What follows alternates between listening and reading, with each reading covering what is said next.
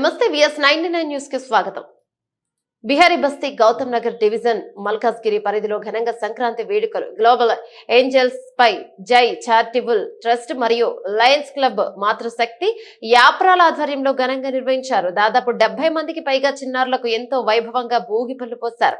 పెద్ద ఎత్తున మహిళలు పాల్గొనగా వారు వేసిన ముగ్గులతో సంక్రాంతి శోభ ఉట్టిపడేలా రంగవల్లులు ఆకట్టుకున్నాయి. ఆకుపచ్చని మామిడి తోరణాలు, పసుపచ్చని మేలిమి సింగారంతో మెరిసే గడపలు, ముంగిట్లో ముత్యాల ముగ్గులు, అందమైన గొబ్బెమ్మలు, ఆకాశాల్లోకి వెళ్లే పతంగులు, బసవన్నుల దీవెనలు, కీర్తనలు పాడే హరిదాసులు తనివి తీరని వేడుక. సంక్రాంతి పండుగ మన తెలుగింటి సాంప్రదాయానికి, సంస్కృతికి ప్రతీక అన్నారు.